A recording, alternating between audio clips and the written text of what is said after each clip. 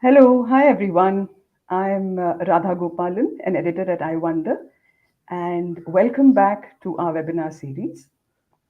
Now, before we begin our conversation, I'd like to just say a few words about iwonder, particularly for those who are joining us for the first time. Now, iwonder is a science magazine for middle and high school teachers. It features writings about the many dimensions of teaching and learning of science, both in the class and outside it. iwonder is published in English, Hindi, and Kannada twice a year. So if you're a practicing science teacher, we invite you to write for us. Yeah. Now to do this, please send us in less than 100 words, a short note on your idea to iwonder@apu.edu.in.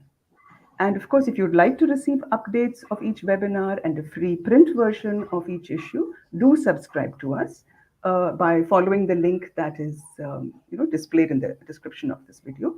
You can also catch us on Facebook. And another little announcement, our latest issue is now online. The main theme of the issue is Our Chemical World. So we encourage you to read it and share your thoughts with us at iwonder@apu.edu.in. And you can access this latest issue at https://azimpremji.university.edu.in/publications/2022/magazines/iwonder issue 8. Yeah. All right. So, as you all know, on the second Wednesday of every month, we feature and we, in fact, we invite authors of an article in iwonder for a live discussion. And for today's webinar, we have with us Meenakshi Umesh, who's the author of the article Science in Puvidham, Learning by Living. This was featured in our June 2021 issue. Hi, Meenakshi. So, a little bit about Meenakshi. Meenakshi's always had a lot of questions about the disparities in human societies. And by the age of 18, she had reached the conclusion that these disparities were perpetuated through mainstream education. So this led her to purchase some land in Dharmapuri in Tamil Nadu in 1992 and start Puvidham Learning Centre in 2000.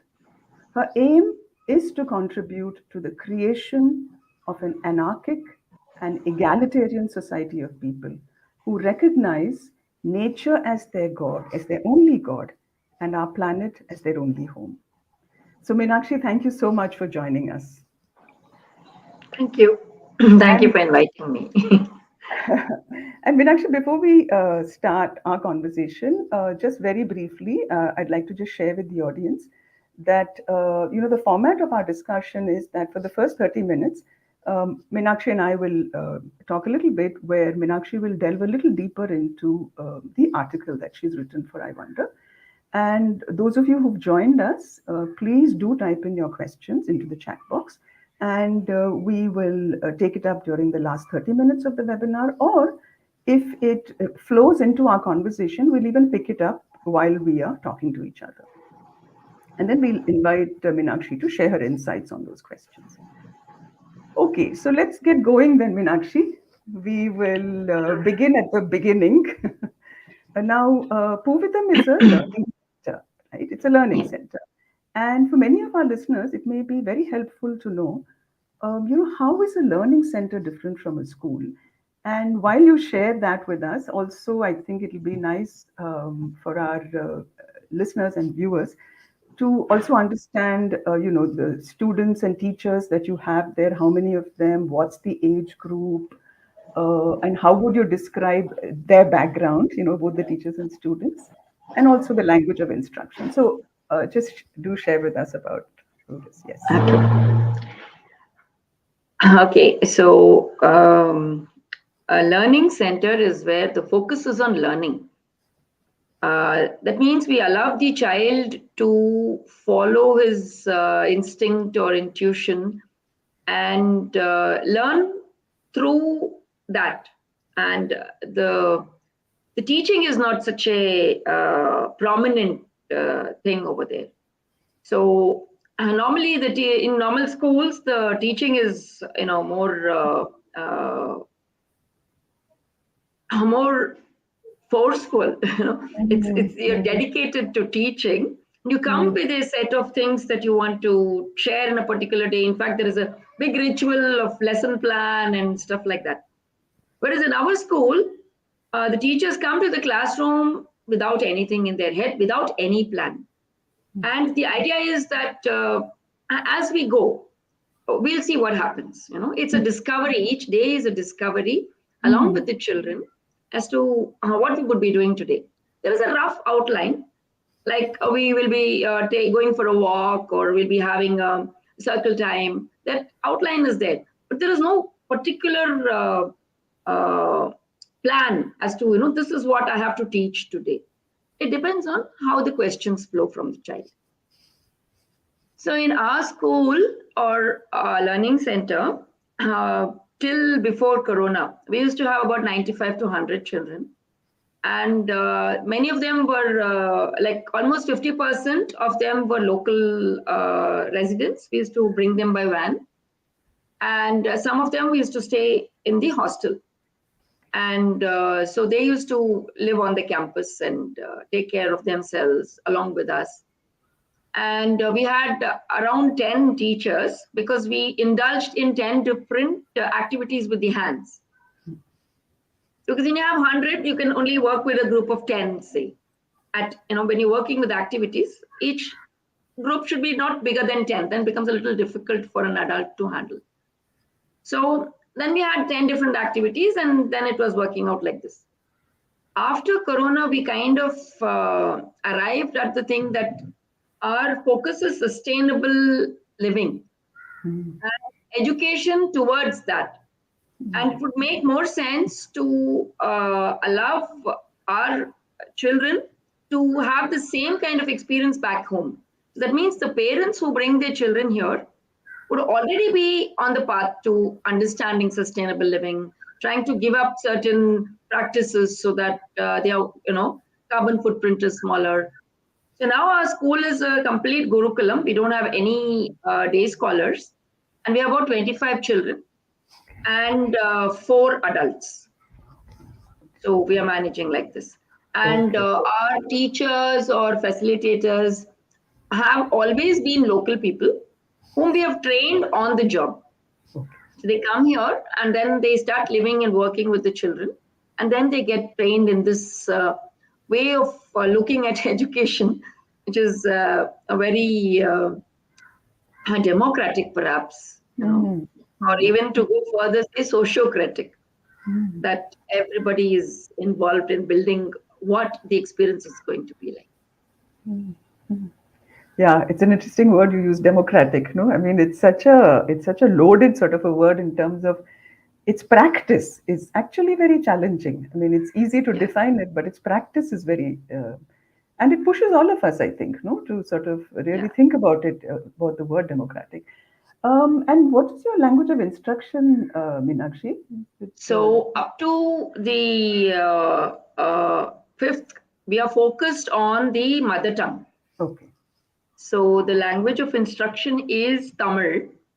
So everything is spoken in Tamil, but we also parallelly introduce English words. Okay. So most of the commands, come in, go out, and why don't you do this? Where are you going? So these things are spoken in English. Whereas the concepts, when we are trying to understand concepts and understand what we are going to do today, that time we are totally on Tamil. Because we believe that the mother tongue is what gives us the faculty of logical thinking and critical thinking. It doesn't come with English. It takes much longer. True. Yeah. And I think we'll talk a little bit more about this when we talk about intuitive learning and all of that, and what's the role of language there, right? Yeah. So, and the learning center, in terms of just for our teachers among our participants, does it follow the state board or central board, or are you affiliated to any of the boards, or yeah? Yeah. So up to 5th, we are affiliated to the State Board of Tamil Nadu. Okay. And then we have registered for the OBE, which is the Open Basic Education of the NIOS, up to 8th. And thereafter, we support children to appear for private exams in 10th. So anybody who wants to choose that path, doesn't want to go to school regularly and wants to just learn and keep going, for them we are here to support. Nice. So now I think it's we've sort of set the context for the philosophy of learning at Puvidham, right? So the first thing that sort of stands out, and there are three sort of aspects that you talk about in the context of the philosophy of Puvidham. One is that learning is an instinct. So I think it would be really interesting to hear from you. You know, what do you mean by that learning is an instinct? Yeah. So actually, when I started off with the thought that education is deciding what kind of society we build. At that time, I was not able to. I had not had the experience of having children growing in front of my eyes. So I took up Montessori as a very comfortable way of going ahead with my children. So I was reading Montessori books, and my children were growing, and I found that they would learn everything that I was doing. They would want to do everything that even if I have not observed, they would have observed. Like if I'm looking for something, they say, "Yeah, it's there." So I kind of came to this conclusion that no, we are born to learn because we are born to live, and without learning, we cannot really survive. That is something that is an instinct which is perhaps even stronger than hunger, because even to find food, the child has to learn to use its senses. So it has to learn to use how, where the smell is coming from, how to find the breast, all this. So I felt that learning is an instinct which actually is even before hunger becoming an instinct.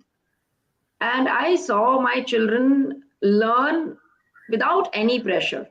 It's because the problem is we define learning as only book learning. That is where the problem is. If learning is something for survival, for living, for making a good life and being a good human being, then you start at the moment of your birth. And it if you allow that to flow, like say for example, why don't we sit with a 3-month-old baby and start teaching them all the alphabetical sounds, and we don't do that. We wait till the child can learn. So that means the child already has a way of learning, and the child is actually figuring us out, and child is figuring out how to deal with this person, how to understand this human being. And once the child, we have realized that the child can now understand us, then we start teaching. But till that moment, how did the child learn? So obviously there is something much bigger at play over here, which we don't understand. And from our limited experience of life, we want to start to teach. So I think that is where I learned that learning is an instinct, and I really believe it. Mm-hmm. No, that is fascinating because I think the next thing which sort of logically flows is, then what is the what is the role that a school or a learning center have in this process? Because you beautifully just described about learning as an instinct. So what is the school or the learning center? What is its role in this process? So actually, that was the question for me when I wanted to, take this forward for my kids. Like, what is my role? What am I supposed to do? I'm here now, supposed to teach. My children were 5. We were in this village, and we needed to, take the learning forward. And that was a very difficult moment for me, was to decide now what should I do. Should I just go with the textbooks, and there is a stipulated learning thing that every child should be at, and should I follow that, or should I still allow the child to follow its instinct? And in that, what is my role as a facilitator? And I realized that my role was to continue to be myself and learn for myself and do what I like to do and do what I have to do for survival and for, whatever we are doing on the farm. And that is all. Like every adult who wants to be in a learning center or a learning space like this should just be themselves. If they've not found themselves, then it's very difficult to be a facilitator in this kind of a space. So they have to be able to be completely comfortable in their skin, because then they will understand that the child is also, when the child is uncomfortable in its skin, then they can help that process. So the psychological presence of the adult is being receptive to what the child is doing. So observing what the child is doing and allow that to happen, not impose and say, oh, no, you can do this like this. Oh, why are you doing it? Maybe if you do it this, no corrections. Just observe, because we will find that, I should tell you this, my own child, my son, he was, when he was like, maybe 19 or 20 months, we were running the school and we had like about 45 kids. And I used to be sitting with them and helping them to do whatever it is that we are supposed to do. And this child used to be, walking around here and there. And our building was still under construction. So we had these triangular kadappa stones lying around everywhere. And this fellow, he was walking and he'll pick up one kadappa stone and he'll very great difficulty he'll walk and he'll bring it and keep it near where I was sitting. And I was like, what is this child doing? Bringing all this kuppai and putting it here. So I guess what saved me was I had other things to do and I was looking at the other kids. And so I said, okay, let him do something. As long as he's not bothering me, it's fine.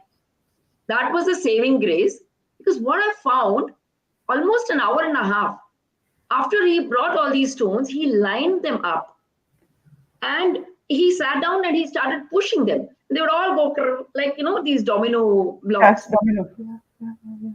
He'll just go collapse. And then he'll feel very happy. He'll go get up, he'll put everything up.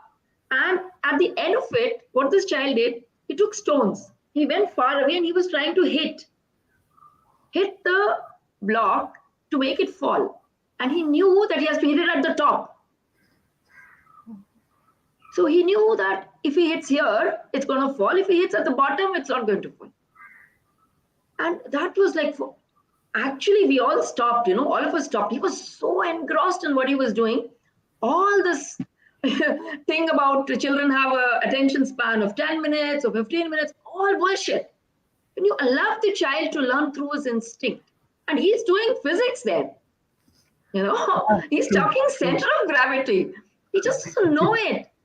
But he's very focused and he's throwing the stone. And he was so thrilled when he threw it at the top and he's like aiming and shooting. And he's like 19 or 20 months.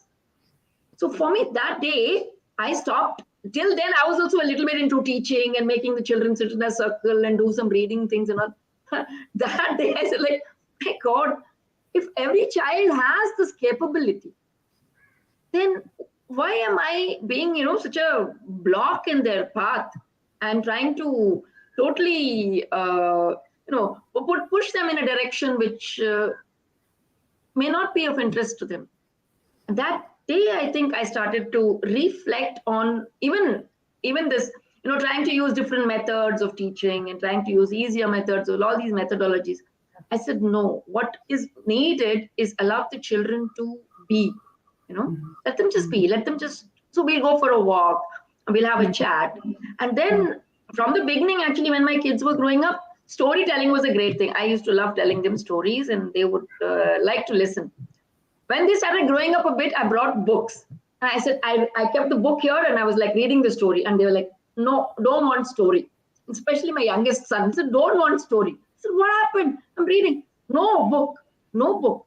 And I realized that they don't want me to read from the book. They want to see, the expressions on my face when I'm telling this story. When I'm reading from a book, it's different. Whereas when I'm telling it, I'm more alive and I'm acting and doing all this. And that is what they want to see.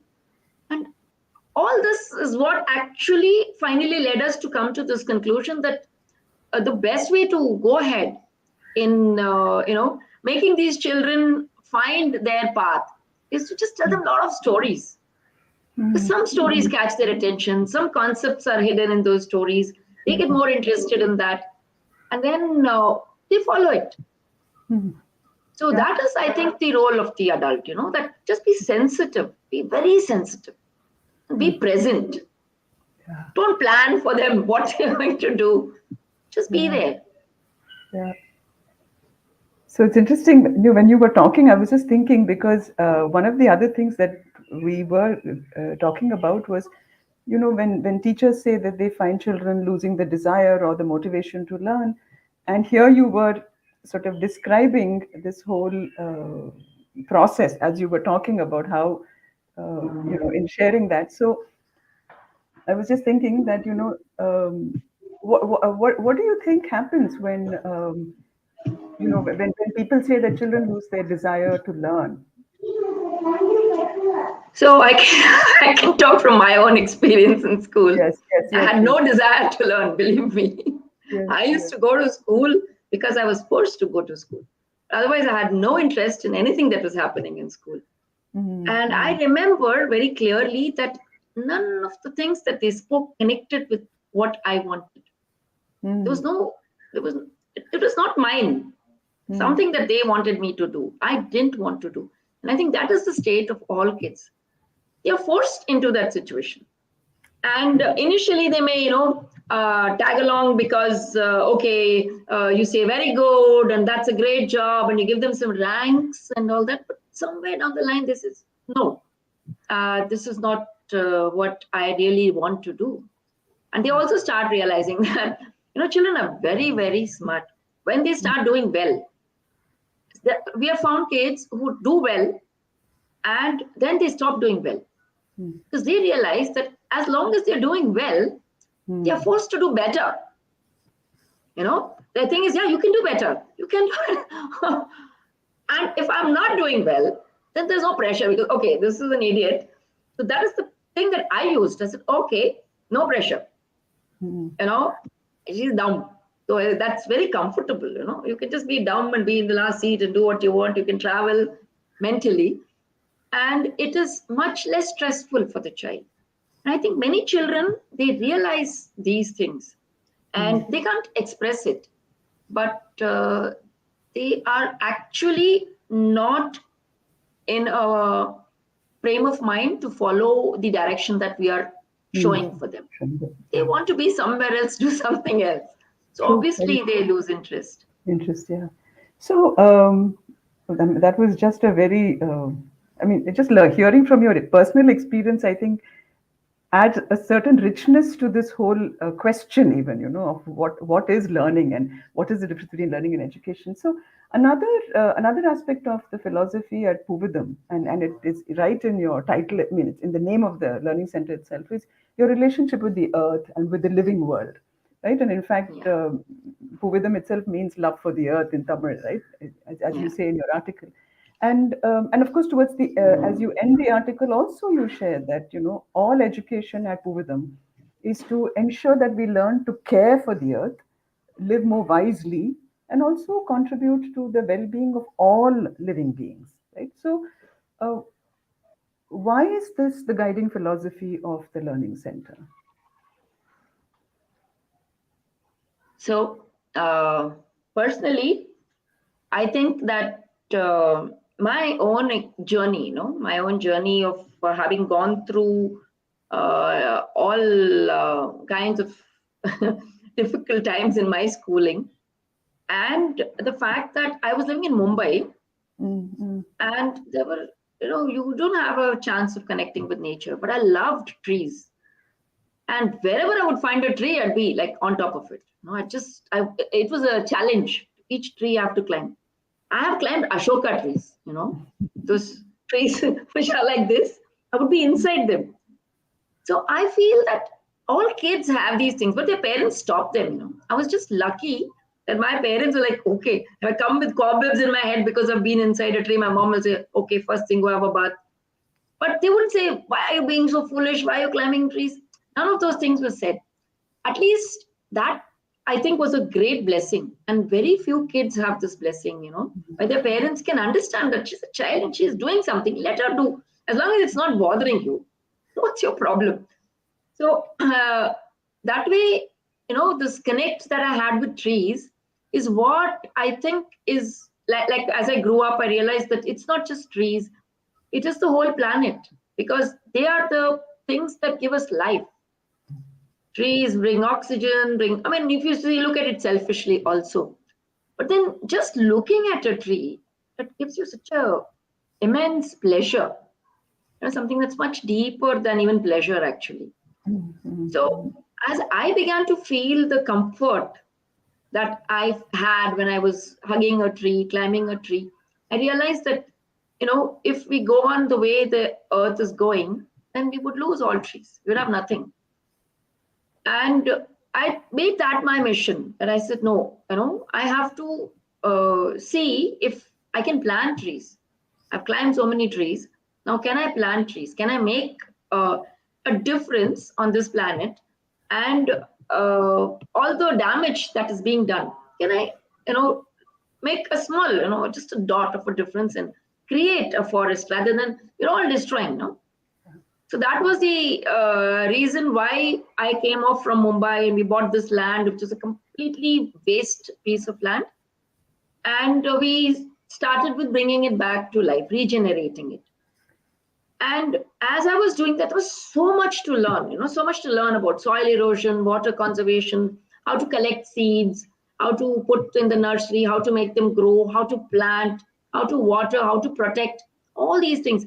And I felt that this is what really needs to be learned. Because if we want to continue to live on this planet and we have no idea how to care for it, then, I mean, one fine day we'll be just standing there's nothing I can do. So the learning has to be connected with living, and living is connected to the planet. And so this became the philosophy that, learning has to be connected with life, everyday life, and everyday life continues only if the planet continues. And so there is a direct connect. That's beautiful. You said it so as if it was so simple, but it is actually, if you think about it like that, isn't it? It is. It really is. And I So guess a lot of local communities, a lot of yes. indigenous communities know it. They know it. Yeah. So now that we've got this really interesting relationship, how do how do you see the natural sciences contributing to, not just contributing to, but also strengthening this love for the earth? So actually, at Puvidham, we are not doing science separately, mathematics separately, language separately, because I felt that life is not, divided into subjects. Life is one whole thing. And I was speaking to somebody, I'm I'm using everything. I'm using science, I'm using my social science because I need my social skills, how to communicate and all this. Then the language is there. And then I have to do, I have to calculate how to go ahead with this. There's a lot of everything is connected. So this whole thing of textbooks and division of learning into subjects was something that does not fit when you start saying that learning is living. It's a big mismatch. And so we came to the thing that learning has to be through some context. And to give that context, we thought of stories. So our concern was, my concern, I should say, but it was that children have to connect with the planet. So all our stories are designed or written towards some concept which is either social or environmental or something that is something that children can experience. And that's how we came to this thing that these 5 elements that it's been in our panchabhutas, has been in our culture for such a long time. That is the best focus, because yes, they are panchabhutas, but everybody knows that one cannot do without the other.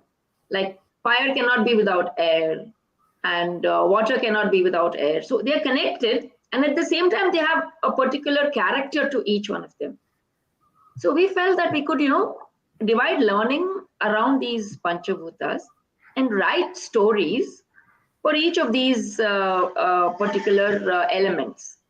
So that's how we've been going about in our school, that we spend about 2 months, say with the sun module.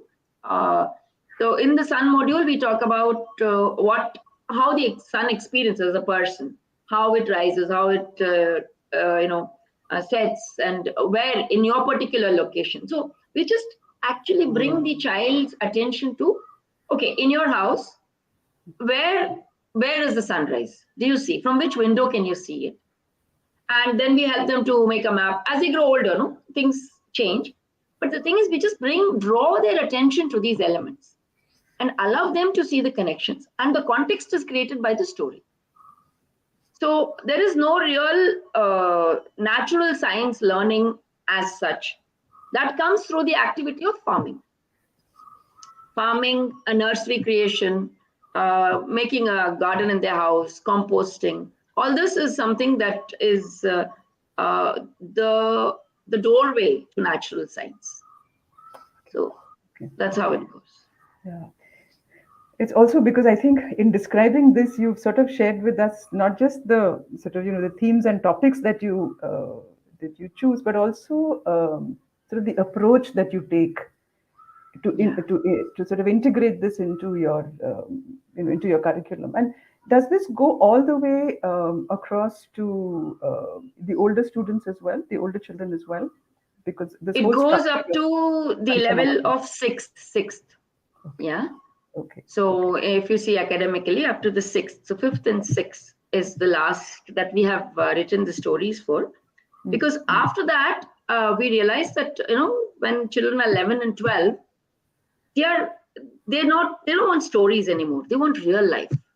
So after that, we go into surveying the villages and taking a walk in the forest and doing all kinds of other practical things. So did you did you have some challenges that while you were using this philosophy to inform your themes, topics, the approach, etc.? Did you face any challenges, any specific challenges that you think you'd want to share with the teachers? So actually, the challenge was that the teachers were like, "How are we going to write stories? And what are these stories? And where all this will come from?" And I said, okay, let's just take one small, do a small exercise. I said, for each class, for each level, like there was pre-KG and then LKG, first standard, third, fourth. So for each group, we didn't, what we always did in our school is we put first and second together, because we feel peer learning is very important, that they connect with, slightly older kids. Very old, it doesn't work, but slightly older, it works. So we had this first and second, third and fourth, fifth and sixth, so these groups. So these were the teachers over there. And I said, why don't you just sit down, take your whatever, first and second textbooks, leave the language part. We don't want to do anything with the language books. Take the math, the science and the social science books, and just see what are the concepts and what are the things that the child needs to learn. And then they put it all down. And I think in first and second, there's only environmental science. So I said, great, we don't even have science. We're just talking about environmental science. And that's what is around. So even in that, what are the things? Okay, learn about animals, domestic animals, wild animals, learn about birds, learn about, plants. These are the things, plants, parts. Why do we need a textbook for science and go into this when we're walking it all the time? Here there are plants, here there are animals, everything is here. And why do we assume that children don't know, domestic animals, wild animals? I'm sure they know these things. So can we just write a story which brings in all these concepts? All these, and together we sat down as a group and we wrote one story for all the concepts of first and second environmental science. One story. It was a little long and contorted and all that, But the thing is, what they realized is that, yeah, you can write a story. It's not impossible. And then we said, okay, now it's too long and contorted, let's break it up. Now we can see, once you can do the big thing, it's easier to do the small things. So then they said, yeah, we can write. So now we decided what are the themes, what are the concepts that we want to focus on. So like we said, okay, that is when we came to the 5 elements. And then we had to decide in which element, what portion will be going into. So with the sun, we were talking about mostly about light, light and dark and shadow. So those are the kind of stories that we write for the sun module. With water, we're talking about rain. What happens when you get wet in the rain? What happens when there is no rain? So all this. So once we had these basic, outlines, then teachers sat down and wrote the stories. And these are all local teachers who have not even gone to, in the school, they just government school, and then done their B.Ed or D.Ed or whatever in, the lowest of the low colleges. And it is possible for everyone to be a creative thinker if they want to. So it's easy. I just wrote. Right. No. I mean, it's very what is, I think, what is very useful is the way you not just articulated the challenge, but also what you did to sort of address it in a very different way. So, given that you were talking about the 5 elements, and in the article particularly, I think you said you really sort of shared with us about the importance of working with hands. I want to delve a little bit into the curriculum a little later, but I was thinking that this might be a very, good moment for us to talk about this working with hands, because working with hands, whether it's cooking or growing vegetables, where again all these 5 elements, come into the whole understanding. So, why is this is also one of your guiding philosophies, working with hands? Yes. So, what is the significance of that? Why is that so important? Okay, so working with hands initially was important because we are farmers and we have to get our life going. At that time, I didn't have any basic understanding of what working with hands really does, but we had to do it. So it was a compulsion. So look, we have to clean the cow shed, then take the cows out, do our own cooking, grow our own food. This is part of life. And this is part of life for almost 70% of the population in the country. So when we do this work as a part of our school activity, it gives value to that activity. It means there is respect that children feel for the fact that their parents are growing food, for the fact that their mom is helping cleaning, cooking. It's valuable work. They realize that. So that was the reason why we started, because it has to, children who are educated and go back home and think that their parents they're doing something very menial and very petty, which is not the truth. So it really adds to their own self-confidence, their own self-image, because when their parents are doing something so worthy, they feel more worthy. That was the reason why we started it, actually. Later on, as things progressed, I found that, if you go read psychology, I did my psychology, applied psychology. And that's when I read that a lot of how the brain functions is evaluated through hands. Like you have this hand-eye coordination thing. You have this finger dexterity. What is all this? This is all trying to tell you the condition of the brain. So if you look at it reverse, that if I had good hand-eye coordination, if I did things which would improve my hand-eye coordination, would it not improve my intelligence? If I have finger dexterity, if I can stitch, if I can sew, will it not improve my intelligence levels? And that was just one of those things that I said, okay, if the things can go this way, they can go that way. Then later on, I learned about autistic children. And there is a nice book, I think Glenn and Janet Doman. They've written on how autism can be cured when the body moves, particular movements. So we've integrated all of this actually into our curriculum, so to speak.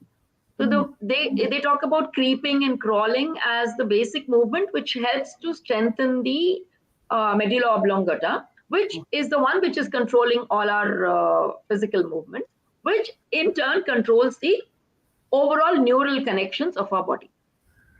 So when this all came together, I said, "Wow, isn't this great? That while I'm working with my hands, my brain is becoming better at everything else." Further to that, there was the other thing that because finally I feel that we are all spiritual beings, and our learning should be in that direction.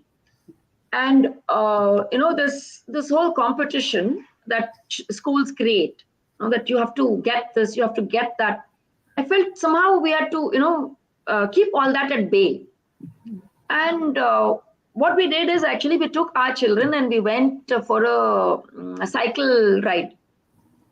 And the purpose was to show them that wherever we go, we can get food. We don't have to worry. There is compassion. There is, people have this feeling that they want to feed and that they want to help. And it was a wonderful journey. We covered about 150 kilometers up and down, that is 300 in 5 days. And we took very minimum, something like kurmura, what is that, puri?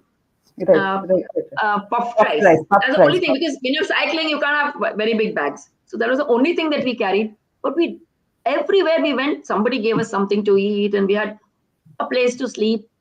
And that was the idea, was to allow the children to understand this. But the end result was, I started thinking about this feeling of abundance. That these people we meet, we're just going on the road and they say, "Hi, where are you going? What are you doing?" And I say, come, eat. So they have this, and they're poor people. They're not like, somebody who has BMW cars. No, they are just about above the lower income. And there's this huge thing that they want to give. And I was like, how come, where is this feeling of abundance coming from? And then when I saw, all the people who offered were people who were making, like the people who were cooking in the hotel, they were offering us food. People who were growing vegetables, they offered us vegetables, they offered us a place to sleep. And I felt that there is a big connection between creating and the feeling of abundance. When I can make, I can give. If I have to purchase, it's difficult for me to just give. And so I feel that all these reasons is not kind of, yes, it has evolved over time. These are the reasons that have come up later on. And then the latest of the latest is, somebody sent me an article about how in Zen Buddhism, work is a practice of reaching the most evolved or emancipated, I don't know how to say it, state of being. Yeah, the way of being. Yeah, state of being. Exactly. Yeah. So I felt that, wow, something so simple, just, and above all of this, when we create something, then we are adding to the resources. We're not just taking, or we are just reading, we're just consuming. But when we create resources, it gives us a kind of a pride in, being able to contribute. Yeah. And I think every child, if you observe children, every child wants to contribute. When you see children, like, they'll come and they'll try to help you, they'll try to put this there. You will say, like, "Hey, why are you doing this? Why are you doing that? Leave it.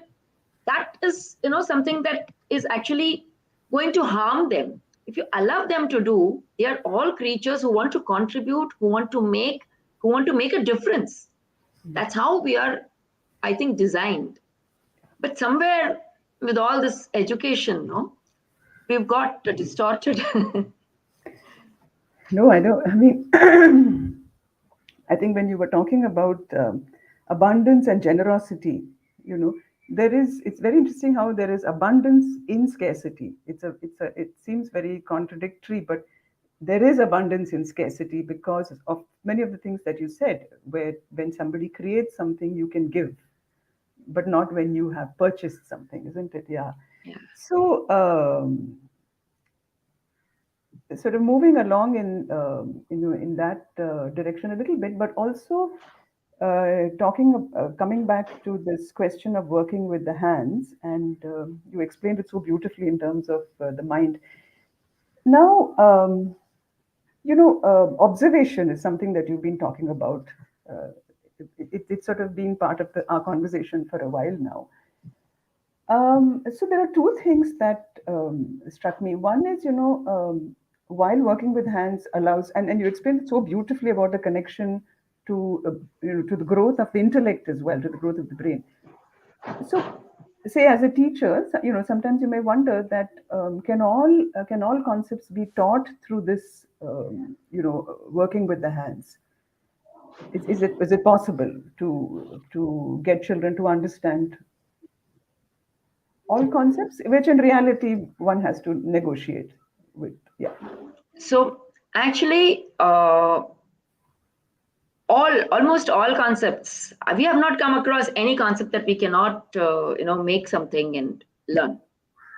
So yes, every concept can be taught through not just something that you make just for the concept, but through practical work.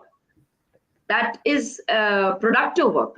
It's not just something that you do for the concept's sake. Correct. Right. It is all connected. Right. So yeah, sorry, go you ahead. can name any concept and maybe I can yes, tell you. Yeah, that might make right.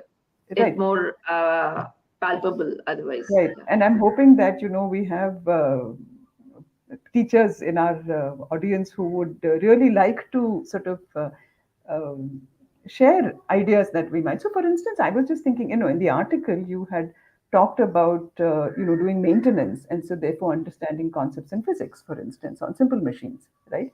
And then there was another one where you had talked about dyes, where if you teach them how to color in plants, then you throw open the whole world of dyes to them, right?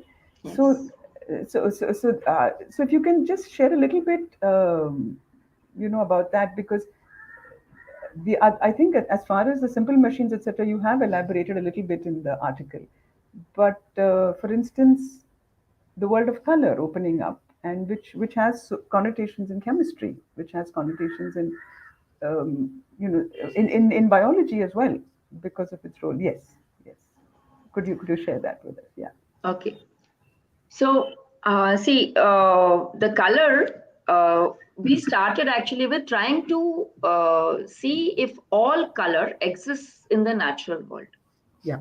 And all colors basically. And we were looking for them in leaves.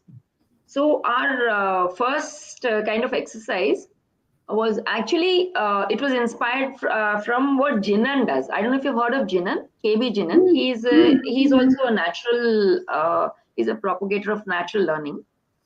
And he came here and he did a workshop with us, which was like, let's see if all the colors are there in nature. So we went around collecting all the leaves and then shading them. We actually made a shade card with just leaves with all the different colors, and we got everything from black to yellow. The only thing that missing, even red, everything came in. Only thing missing was blue. So okay, we finished all that exercise, and then children was like, for blue, we can get from flowers. This children came up with. I said, yeah, sure. And so they kind of went crazy. They just go collect, and then they'll rub on the paper and see what color comes. Everything that, and I think that is the way to learn, where they are discovering. And one day it was like magic. This boy came running, auntie, can you believe it? Can you believe it? I said, what happened now? What is it? Can you tell me what color will come if I take a teak tree leaf and rub it on paper? Obviously green will come, no? I said, wrong. Red comes, auntie, come see. And we were all shocked. So it is, it opens out a whole space where child is discovering. We are not the teachers anymore. Nature is the teacher. And there is a direct communication between the teacher, nature, and the child. And there's so much wonder, so much, kind of reverence. Wow, beautiful. That expression. I think that is part of science. That, that feeling of reverence. Wow, can this even be possible? How does this even work? How does it happen? There are so many questions. How did it happen? I said, I'm sorry, I don't know. I don't know why teak tree leaf makes red color. I really don't know. But we'll have to. It's an interesting observation. So the observation is more important. The reverence is more important. The feeling of joy, the feeling of, having discovered something, it gives you this power, that, yay, Mm, I mm, can educate myself. mm, I mm, think that is something that every child needs to feel, the mm. power of Powder. being able to learn. Yeah, I think yeah, call it confidence, call it self-confidence, yeah, self-esteem, anything. But it yeah. is essentially that. And that comes from being engaged directly, Mm, not through, textbooks. And mm, it mm, does. mm. That experiential sense, right? Yeah. Yes. So, talking about observations as well, in fact, there is a teacher from Mahavir College, Babit College, who's also very curious about this question about observations. So, how do you build the connection between these observations that we've been talking about and, say, the more abstract concepts, which appear sort of at the higher grades, as children go from, yeah. So, how do you build those connections between observations and the abstract? Yeah. So, depends on what concept you're looking at. Right. But say, for example, now we continue with the color, the concept Color. of color. Right. Okay. Yeah. Okay. So we just Okay. continue with that. And then the children are like very keen to understand all the colors and how the colors are coming. And then we just put the small twist. Then we ask them like when they come next day to class. So we ask them things like, okay, what time did you wake up? And what did you see first? Which color did you see first? And they were all like, when I woke up, so mostly black. Because here children wake up very early, yeah? So like around 6. It's mostly color therila auntie. So, Mm, yeah, yeah, therila. You know the tree is green. Why wasn't it looking green at that hour? Then they are thinking, like, yeah, don't know. Light. Velicham pattala. So they come to it, they arrive at it. Yeah, velicham pattala. So when there is light, only you can see color, right? If there's no light, you cannot see color. So is the color in the object or is it in the light? right. Right. That is the question that comes from it, follows from it. Then they're like, okay, uh, object layer, it's in the object. See, the tree leaf is giving that red color, right? Will you see it if it is dark? No. But then is the color in the object or is it in the light? So then they're like, then we talk about, okay, then we did a small experiment. We bring a tub of water, put a mirror inside it, and then show the rainbow, it casts all its colors, the light disperses in. And that's another wonder. How we make rainbow, how it comes in the thing. Similarly, we can make, it happens. Mm, So that way we can, slowly then dispersion of light, transparency, everything you can cover. But the major thing now is that they are interested. mm, You caught their interest. You can't lose it now. mm, They're mm, mm, completely dedicated to understanding this. mm. Good. True. Very true. Yeah. So from here now, let's sort of move on to the pedagogical aspects a little bit, right? So in science learning teaching. So here, in the context of pedagogy, you shared in the article that rather than using a fixed approach, yeah, you your focus is really on listening to the child and also engaging in intuitive explorations of the natural world, which you actually did talk about a little earlier. And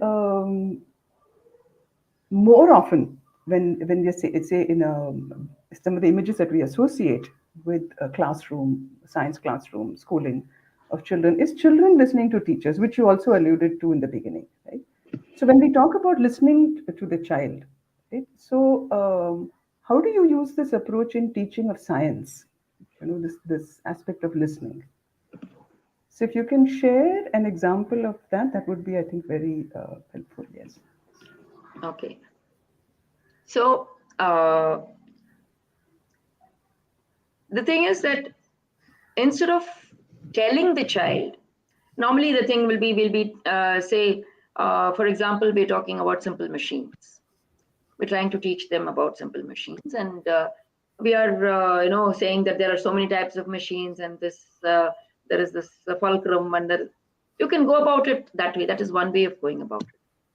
What we do is we ask them, okay, there's a big rock. How will you move it? So then they start talking. So the teacher is only putting in a context. Okay, there's a big rock, and we now need to move it, and we are not physically able to push it. How will we move it? And in the village, because we've been doing work, and we've been using crowbars and all that, they say that by using the crowbar and by putting a stone and all, we can push it, we can move it. And we are lucky, so we can go out and we can do a physical experiment with that. So we say, okay, come on, let's see. Here is the rock and here is the crowbar. So let's see how you will move it. And they use it, and slowly they figure out how to move it. After that is done, then we say context, other context. Okay, and now it was, you were able to move this thing because it is maybe a little circular and it rotated easily and all that. What if it's a rectangular slab of stone and you need to move it? How will you move it to a higher spot? So then the inclined plane comes in, all the other ways of moving, which are very simple, pulling, and then using something to, the pulley, all this comes in. Now, the only difference is that we have given them something to do and make it happen. So they are talking, and we are only listening. And while we are listening, we are also listening to their other solutions. There's one which is perhaps the most appropriate one, and there are so many others. So that gives us an idea of what all the child is thinking about, what all other contexts the child has in its mind. Different children, no? You have a group. And when we are alert, we can use each of these as a way of communicating with the child and helping them. We can see the blocks, actually. We can see what is, where the child is blocked and what kind of a support the child needs. Some children won't talk at all. Suddenly they'll come up with something. Now you know that you have an opportunity where you can actually enhance the communication skills of this child. So I think when we go about science in this way, what happens is it's not just science. It is interpersonal communication. It is logical thinking on a practical, solution there, right then and there. It's not something that they are reading and repeating. It's something that they know. Now, when they go anywhere, they know how to use simple machines. It's not something that is just there. It can be written in book. The answers. They may not know the answers to any of the questions that, perhaps in the class test will come up. What are simple machines? I don't know. They may write that also. But they know what to do when they are in a situation like this. If they need to move a heavy load, they know how to move it. But you're also, I think, pointing out here that you were using the word blocks, that the blocks that they may have. So would it be fair to say that these are also ways by which the prior conceptions that children come with, those surface when you do this, say about any concept. For instance, you were talking just now about levers and fulcrum, and particularly and the forces and where the force needs to be applied in the context of the boulder, for instance, to move the boulder, right? So would that also be something that emerges? And so, and like you said, when you're listening to the student, when you're listening to the child, then you understand where these conceptions are, and you're able to, in a way, scaffold information at that point and move the child on in that sense, right? Yes. So, and then, of course, the word that you'd used there was intuitive exploration of the natural world. So I think it would also be interesting to listen to another example of the intuitive exploration of the natural world in the context of science learning. Say, so if you had any other.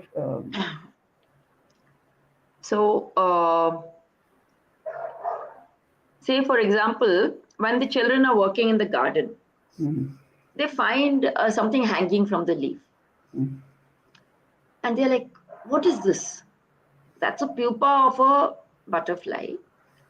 And, we say, oh, wow, we found this. It's beautiful. Let us put it in a box and wait. And then we'll see what it is. And they say, tell us what it is. So, no. Let us wait. So we put it, then we say you have to make holes in the box because it has to breathe. It's a living thing. Yeah, it's a living thing. And you put it, you close it, and you leave it there. And every day the children are going, looking, what is happening? What is happening? And by the time, now that one child has got the attention because he found something, other children are now looking for this. Yeah. And they are finding different things. They might be finding the caterpillar. For them, it is, if you find something and you take it there, they will do something with it and it becomes an interesting exercise. And now they bring the other things in. So then they bring a particular caterpillar. Then we say, okay, which leaf was this on? Let's add those leaves. It's its food. And that's how this whole process of learning becomes something that they take on and make it their own. So once when the pupa becomes a butterfly, it's the cycle is complete. Now we can sit down and draw the life cycle of the butterfly. But if we did that before, it would be something very abstract. So when there is a need for a child, or there is a small question from a child, we use that opportunity to explore. The child is exploring. We are exploring along with the child. We are not trying to say, okay, this is a butterfly, and not giving information. Because I feel that children ask questions not to seek answers. They ask questions to engage with the adults around them. That's it. If you tell, you might have experienced it yourself. A child will come and ask a question, you tell the answer, go away after a few days, again ask the same question. It's because they've not, it's not the question, they don't want the answer, they just want to engage with you. So now we use that and we say, okay, let's engage. You asked one question, let me ask 5 more.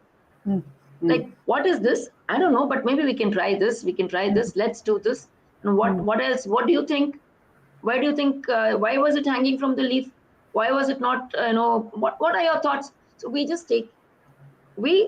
give the child what the child wants, which is engagement, not answers. I think answers are not important in real life. It's the process. It's the engagement with life itself. The answers are perhaps incidental and not so important. So is that, so I was going to say, so is that the kind of advice that you would, sort of, for instance, if teachers want to try this out in practice? Yes. Because from what you're saying is, say gardening is an activity, but there the engagement is between the child and the adult. But the child is also engaging with their environment. Yes. And through that learning about the life cycle of, say, for instance, the example that you gave us, right? So if, if a teacher was to try this approach, then how would you sort of encourage them to say, start the process? Would it be through an activity? Would it be through,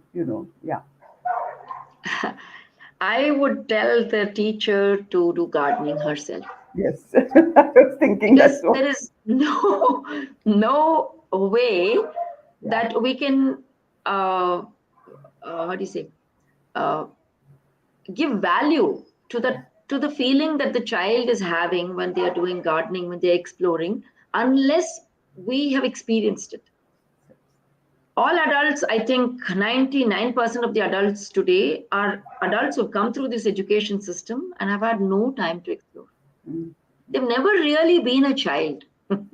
So they need to become a child. They need to just let things flow and see, follow their heart and see what happens. Let's see. Why always this result-oriented thing and this conclusion needs to be made? Let it just continue. So, just start. Like, say, for example, compost. Start making compost. You don't need a compost bin or anything. You just need to understand the scientific process of composting.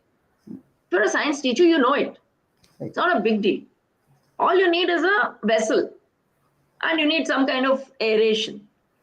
So what we do is, so we have this online school. So we say all parents, if you don't do composting, no schooling for you anymore.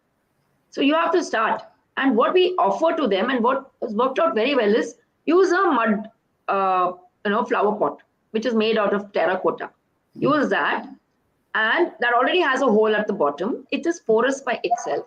Then you start collecting your dry leaves, put the dry leaves, put your wet waste, put dry leaves, put some soil, and get the soil from places where you know no chemicals have been sprayed. Why? Because once chemicals spray, soil is dead. And what you need for decomposition is microbes. This is all science.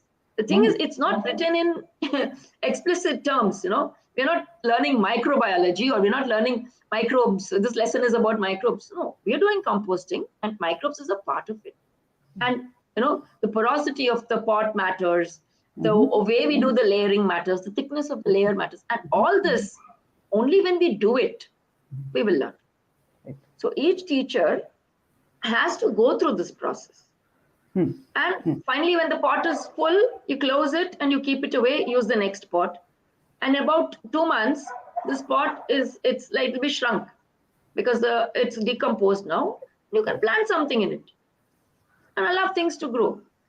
So, in a year, what we found is we are able to have almost 8 pots full of soil, which we started with like maybe 10 kgs of soil, and we just kept sprinkling the soil to make the pot have the microbes with which it can help the decomposition. With that 10 kgs of soil, I have now something like 50 kgs of soil. That itself is a wonder, no?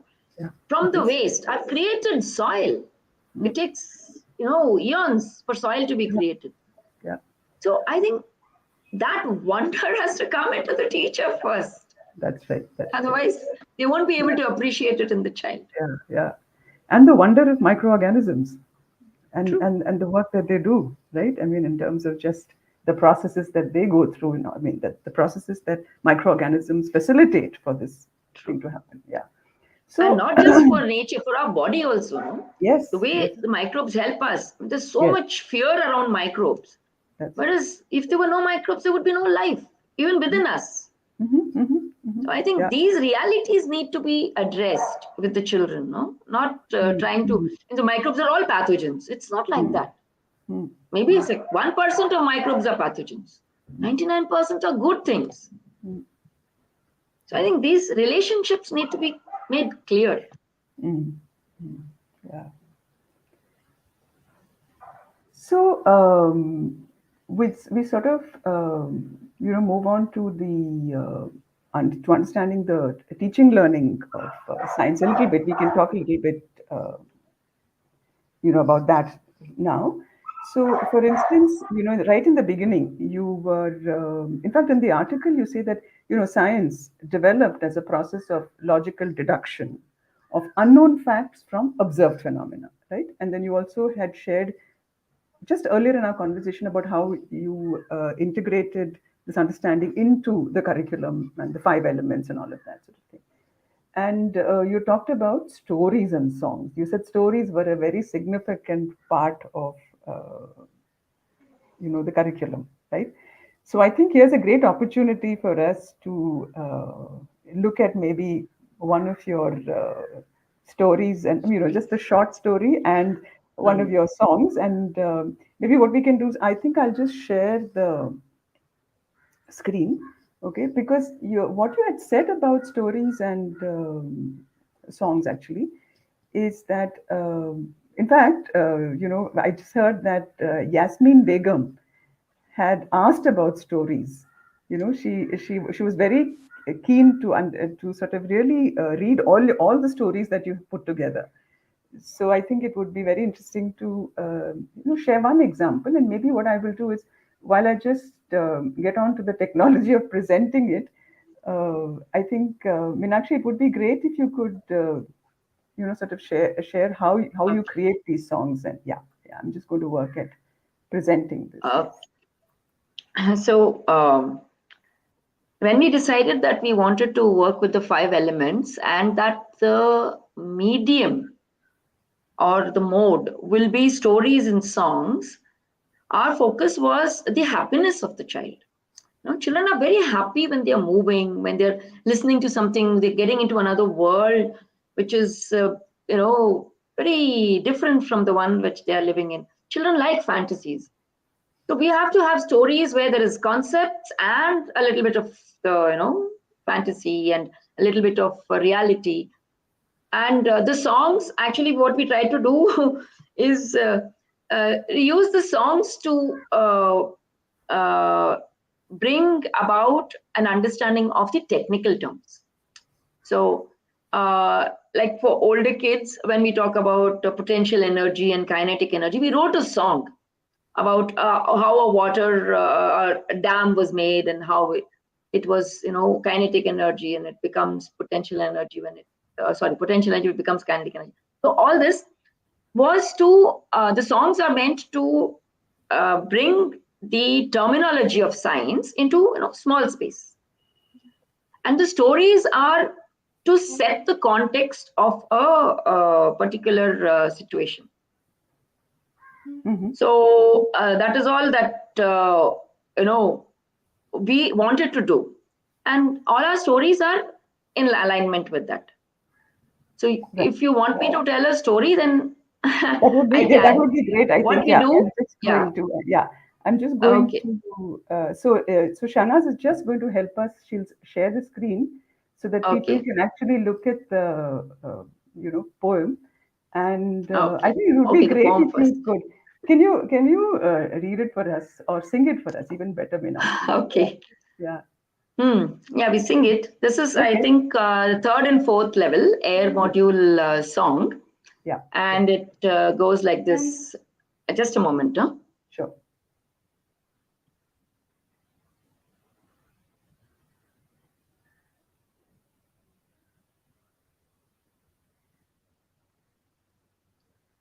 Yeah. Yeah. So Yeah. it goes like this. Whistling through the trees, whispering in the breeze, waking up the leaves. Hey, hey, shaking up the branches like a monkey prances as it sings and dances. Hey, hey, telling to the bees where the flower is, carrying smells with ease. Hey, hey, takes the vapor high, makes cloud dark as night, makes days cool and light. Hey, hey, eases heat and strain, brings us the rain, helps to grow the grain. Hey, hey, the lovely wind. So this is to kind of bring together what all the air Hmm. around us does for us. Hmm. Hmm. Hmm. And Hmm. it's a fun poem which you sing with a lot of movement. Hmm. And yeah, Oh, very. And also, I can imagine the children, when you say hey, hey, and when you talk yeah, about the breeze and the branches, yeah, that's very true. But also, what is very interesting in your poem is the connection that you make to pollination, for instance, right? I mean, I was yes, just thinking even when we talk about it from the concept, from an understanding of the science of it, right? I mean, even to see science in this is, telling the bees where the flower is, right? yes. And the role of fragrance and all of that, yeah. So, Yeah, and then evaporation and rain. evaporation and rain, Yes, exactly, yeah. yeah. And then the And growing, of and the all, growing of all, everything is, exactly, yeah. And I thought, okay, very quickly, maybe we can also take a look at the floating balloon, and if you can just share with okay. our, the our participants what exactly, because here I think you have an abstract, but you also have a certain structure. I think it would be really Yeah, interesting if you could share something about that. Yeah. okay.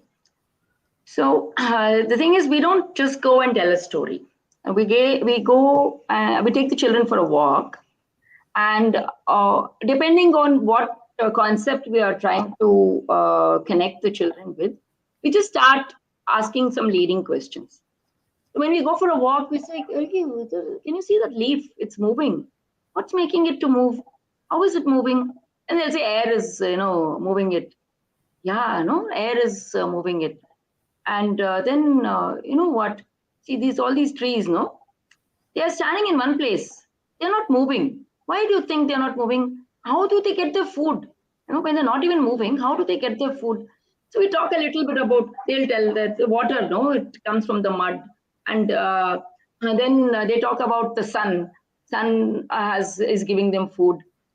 And then we bring in this thing that, what do you think there is any role for air in the, making of food?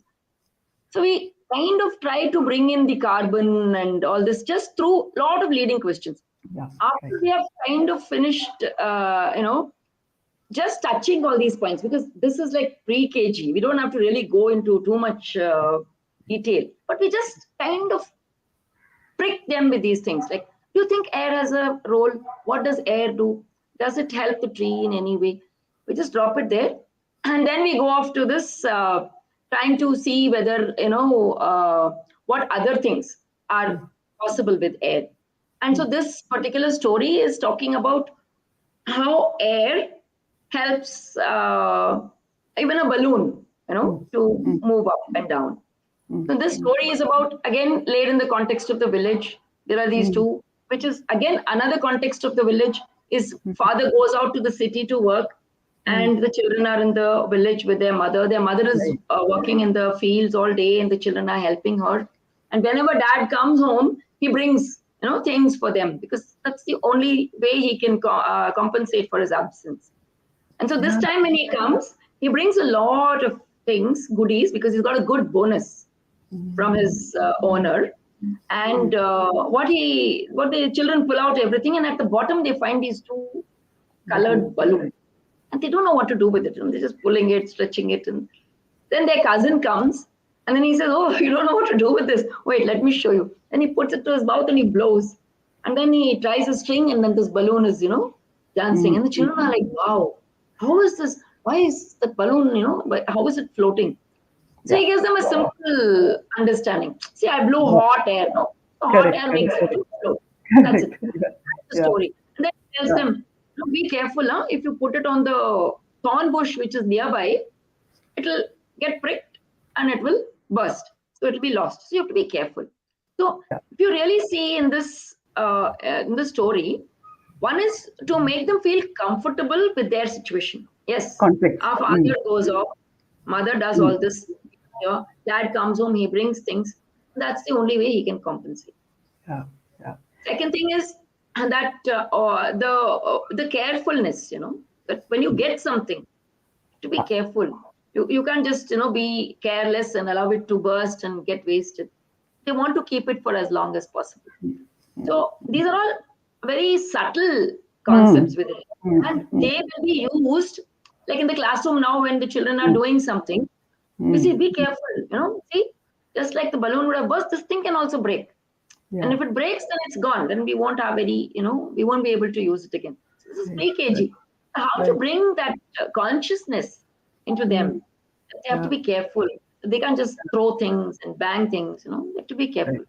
No, it's interesting because the socio-cultural context as well as, learning so many different concepts and of course, the issue of caring for a resource, right? Or for want of a better word, So here, I think you've touched upon many layers here in talking about this, about using the song and the story as well. And one of the things I remember you were saying that the language of instruction is Tamil in the beginning. So does this? So this is said both in Tamil as well as in English, is it? Yes, the story is told in Tamil first. So the same story is written in Tamil as well as in English. And it's told in Tamil first. And the children then recite the story. I mean, actually, the first day the teacher tells the story. And the second day she reads it from the book. First day she tells it with all expressions. She's not allowed to read it on the first day. She's supposed to practice at home and come and tell from her memory. And next day she reads it, and when she's reading it, the children are supposed to close their eyes and sit in yoga mudra and see the picture of the story. So we tell them that film mein odo. You'll be seeing the whole film of what happened in the stories. Just close your eyes. And they're all very eager to see. And then we ask them, did you see? Say, I saw that boy and that girl I saw the balloon. And one of them will say, it went and fell on the bush and got burst also. So all this. So second day they are like it's like this, and from the third day the children tell the story. So they tell the story in Tamil. And I think the fifth day we read the story in English. We said it doesn't matter that you don't know the language. Just close your eyes and listen, because you know the sequence of events. So they just listen, and then we pick out the words and which words do you know. So then we write all the known words. So they know tree, they know bush, they know balloon. So we just write down those words. That's how they engage with the language. Yeah, it's fascinating that with a small story, there is so much that can be done in terms of not just learning science, but contextual learning, language. I mean, it's just mind-boggling, actually. But here, Anish Mokashi, in fact, we had a webinar with Anish recently, and he had written a lot about the importance of careful observation. So he asks a question here. He says, in case a child is interested, how might we help them make the connection of tactile direct experiences, as Jinan advocates, with abstract non-intuitive ideas from different areas of human knowledge? So, so if a child is interested, right, and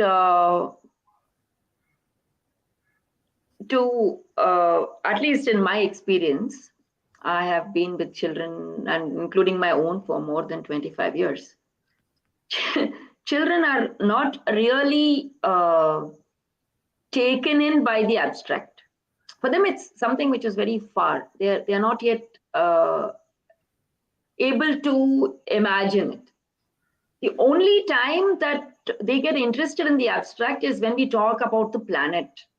And we talk about the planet and how it is moving around the sun.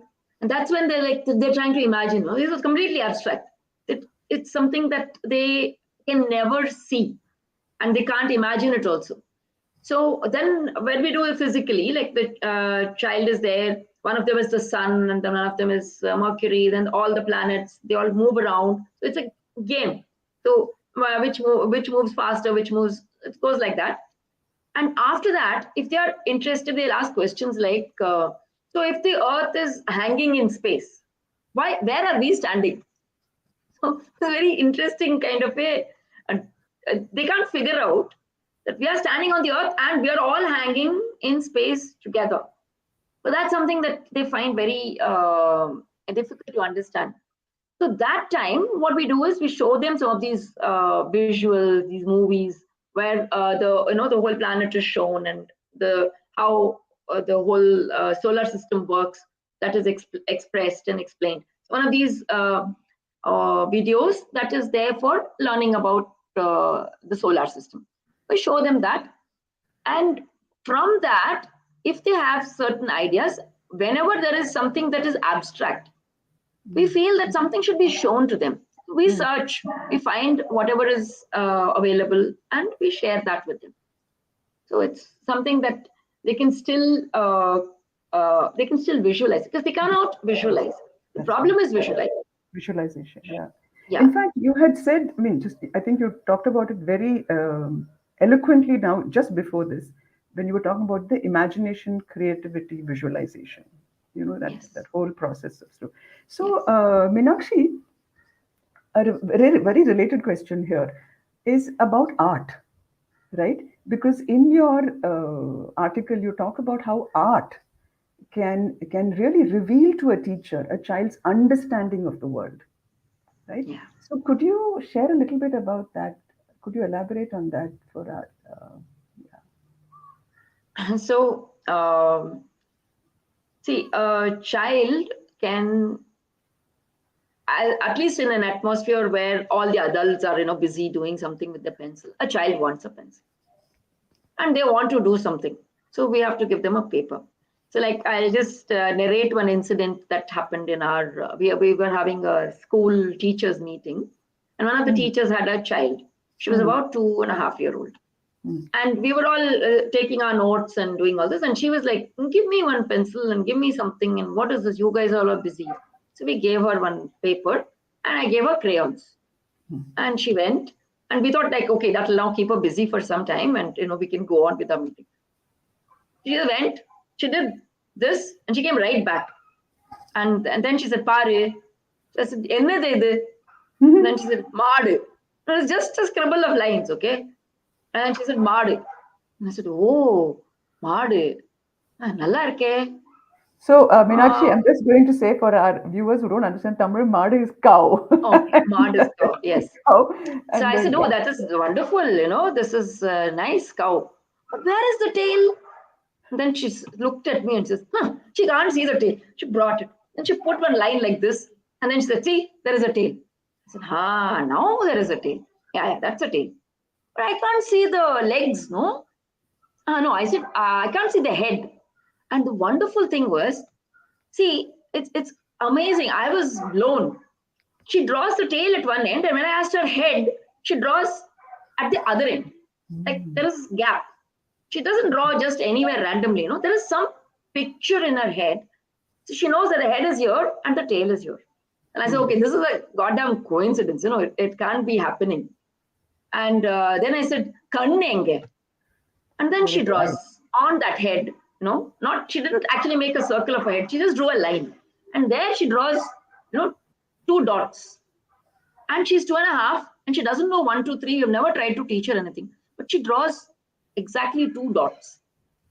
Then I said, oh, this is really coincidence on coincidence. Then I said, okay, let's give it a try.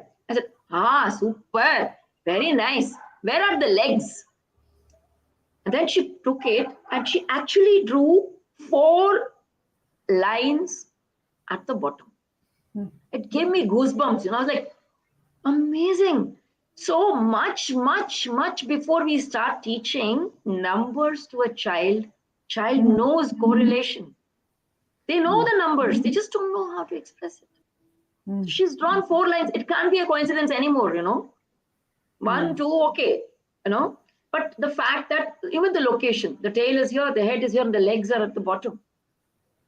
And that was for me such a revealing experience of what really art is and how to engage with the child with art, not to teach them to draw. It has no use to teach a child to draw. What is important is to try and ask the child what they have drawn and try and, put in these kind of wedges into it, Okay, like if they say this is a tree, they'd scribble something and say this is a tree. Say, that's great. So you can actually be teaching them the parts of a tree without taking any class for them. See, where is the trunk? Then there's not the trunk on which the tree stands. Then they will draw it. We've done this. After that, we've really found the children roots. They know roots are at the bottom. Where theriyum? They put up. Thande. If you say in Tamil, they know. They know all the the parts of a plant. And then they will draw leaves also. They will draw circles. And these are all leaves. You want like this? No, take it. They're thinking, okay, my description of a tree is this. But you want more details? I'll give it to you. And that's how they engage. And I think that is important, that we as adults don't look at it and say, nalla irukke, and keep it, but engage with it. Ask them what it is. Ask them what, so bring in, and never ever laugh at a child's drawing. Never ever.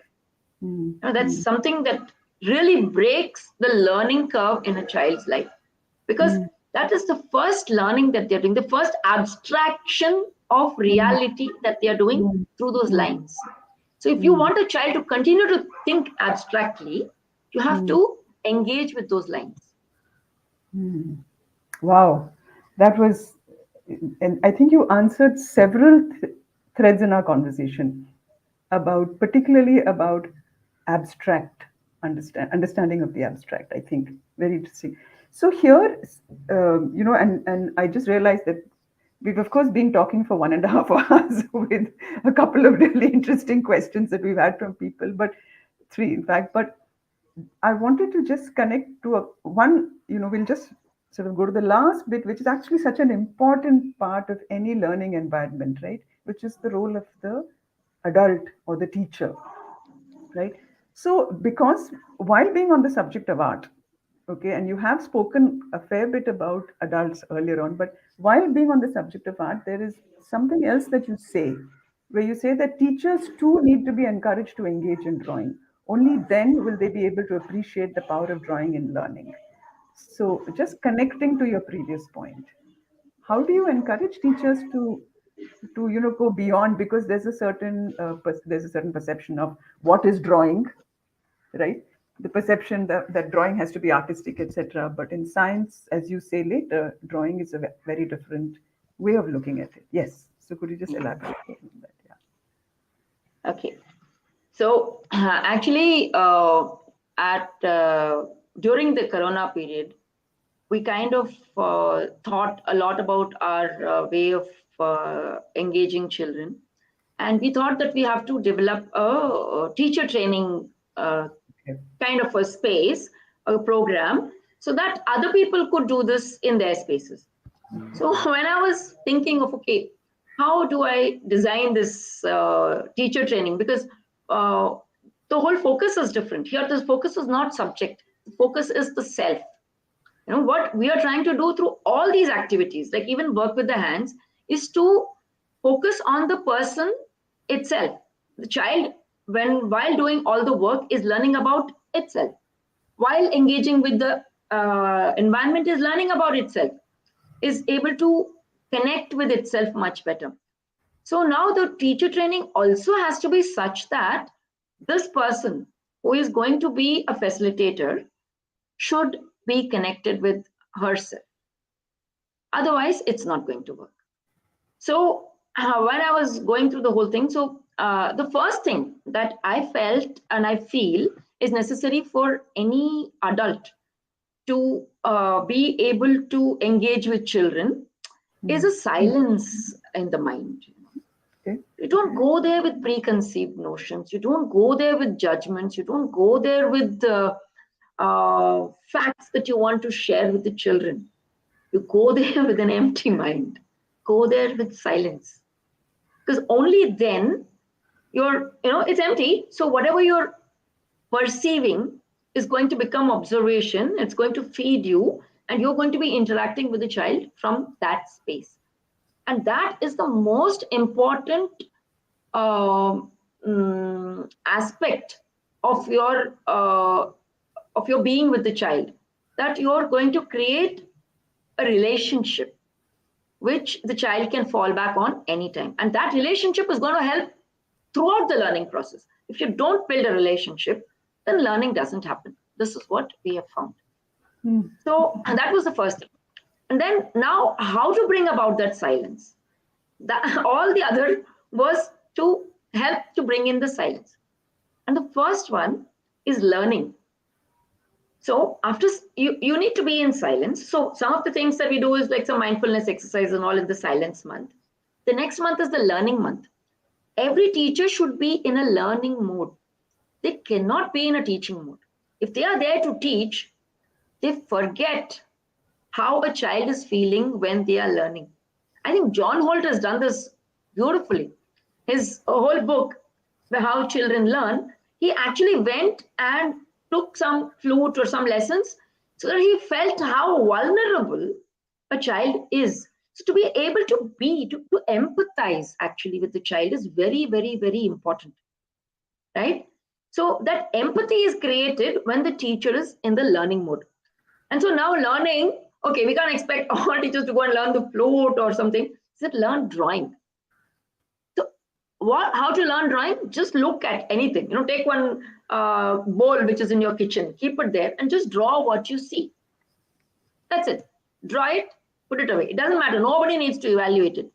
Every day, spend 10 minutes on drawing something. After a few days, draw the same object. So, like if in a week you're drawing 5 objects, and Saturday, Sunday you can take off. You don't need to worry about drawing all days. Take a break. Again, Monday, draw the same object. You will see, and it's wonderful. I mean, unless you go through it, you cannot experience it. When you draw the same bowl on the next Monday, it is different. Your perception has changed. Then we say, draw another thing, draw the same thing from another direction. Like say if it's a round bowl, of course, all directions the same. But suppose it's a spoon. Then you look at it from there, look at it from that side, and draw it from different directions.